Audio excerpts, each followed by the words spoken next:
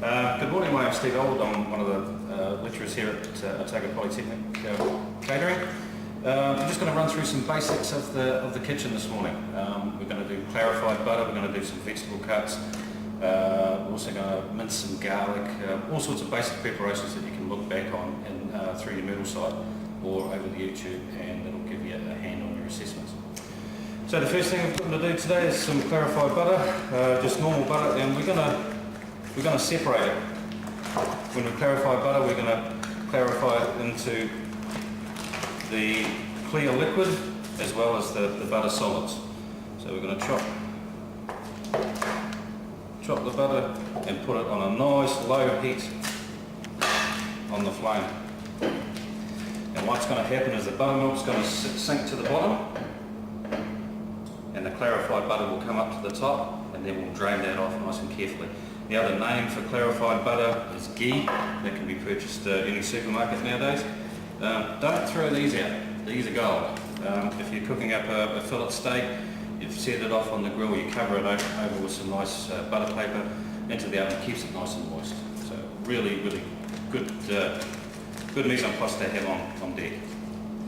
So keep that. We're going to turn on the gas, and again we've got to keep this flame as low as possible. If we do have it too high, the butter will boil, and the buttermilk, or the solids, will boil back into the clarified butter, and we won't have a nice smooth result. The reason we do this is the solids in the butter tend to burn. If we clarify it, it's got a lot higher smoking point, so we can actually do some frying in it. Okay, so the other thing we have to do with this clarified butter is to make sure we skim the top. There'll be a little bit of scum come up to the top. If you like to come around and have a look, just lightly brush it with the back of your spoons, and any milk solids that come to the top, dip them in as it's clarifying, and just tip those out. So it's all nice, clear, clarified butter. There's no big lumps of buttermilk in it, and that's what can cause some burning and discoloring. The next part we're going to do with the clarified butter is just to separate.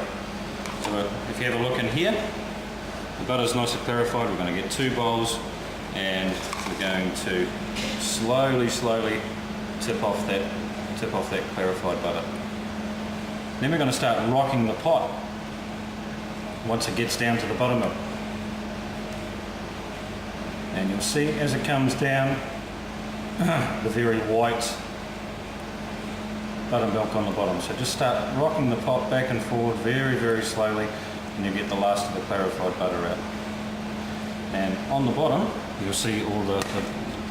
Okay, so the next preparation we're going to do is a Cloute onion.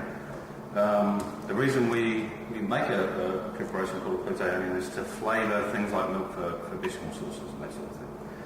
So what it comprises of is just a whole onion, and we're going to stud it with some cloves and some bay leaves, and then we're going to pop that into some milk to flavour it. Standard for things like lasagna. Okay, so top and tail your onion. A little slip down the onion and take off the outer skin, if I can manage it. And we're going to leave this onion whole because it's going to be lightly simmering in the milk for quite a while to flavour that milk. So if we chopped it up, it might dissolve and dissipate and break up, and we don't want any solids in the... Okay, so we've got one little bay leaf in there. Again, start a second one. Give it some more flavour. And a couple around the back. Not going to hurt. It's going to impart some more flavour into the milk. So again, it's just cloves and a couple of bay leaves studded into an onion, and we're going to use that as a preparation to flavour milk. Okay, the next preparation we're going to do is a bouquet garni. Bouquet garni is a little packet, if you like, of herbs, peppercorns and bay leaves, and that's put into stews and stocks and that sort of thing to impart a little bit more flavour as well. So how we prepare that is a little bit of muslin cloth, some parsley stalk, Now I only use the stalks because if you use the green part of the parsley, it can impart some colour as well. And if we're using white stalks, we don't want to colour it up. So we're only going to be using the stalks. So a couple of parsley stalks, bay leaf, crushed, a few peppercorns, and a little bit of thyme, fresh thyme. Don't use the dried, totally different flavour. Make a bit of string. The reason we put it all up into a packet is because if we had the peppercorns and the bay leaves and the etc floating around in our stew or stock, that's going to break up and it could leave lumps and all the rest of it through our work. So we wrap it up in some muslin, so we take out the muslin and nothing's left in the stock or the sauce. Yep. So a little bit of string around it, tie it off once, twice, and then that's ready to pop into our stock or our sauce, and it's going to impart some great flavour. Okay. The next preparation we're going to do is just some chopped parsley. Nice and easy, but there's a couple of procedures we've got to follow when chopping herbs. The first one is to wash it and just run it under the cold tab. Make sure there's no dirt on the herbs. Give it a good shake in the sink. Taking all the water off.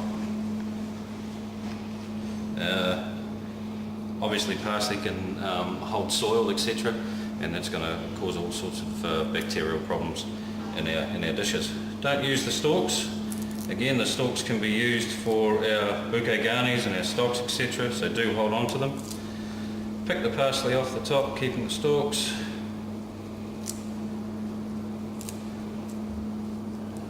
Only takes a couple of seconds, don't be in any rush. And then we're going to squeeze the parsley together into a nice tight bunch.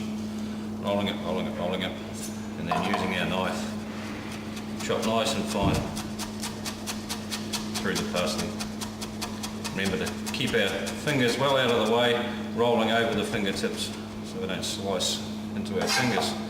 Turn it through 90 degrees. Chop nicely, but not too fine so it turns to dust. Give our boards a good clean up, our knife a good clean up, cover it, mark it, date it, and it's ready for use as mise en place.